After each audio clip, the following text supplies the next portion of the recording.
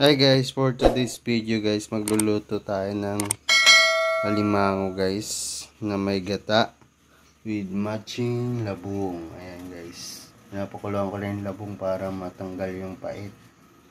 Ito, naiwan na natin yung sibuyas, bawang, sa kaluya, tatlong sili. Tapos lagyan din natin ng kalabasa guys, saluyot. Tapos gata natin, dalawa. Tapos itong binili kong alimasag guys, linisan na natin. Let's go, update ko kayo mamaya. Thank you guys. And for today's video guys, update ko na kayo sa aking niluluto. Let's go. Guys, nalunod na natin yung, ginisa muna natin yung alimasa guys.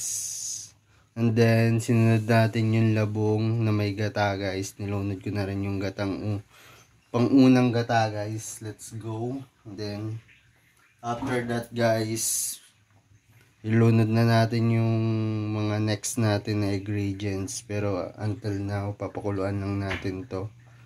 Boiled lang natin guys. Update ko kayo mamaya pag talagang lahat ng recipe ay nandito na sa ating alimasag guys. Thank you for watching guys. Don't forget to hit the notification for more updated sa upcoming vlog or upcoming video natin guys. Thank you for watching guys. Have a good day. Thank you. Mwah! Ayan na guys. Tingnan nyo naman, halo-halo na natin guys. Siguro mataba naman to. Ayan. Solid naman to guys. Solid. Let's go, let's go. Thank you for watching guys. Update ko na lang kayo mamaya. Takpan muna natin. Ayan. Let's go guys. Let's go guys. Ito na ang ating final countdown guys. Nalunod na natin lahat. Ito na ang last. Malapot na gata guys. Ayan.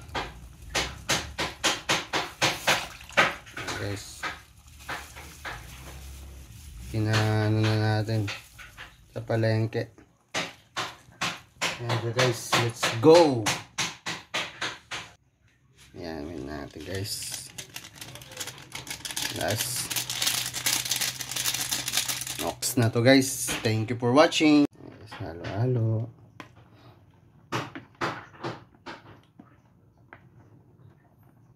Malapot na guys, malapot.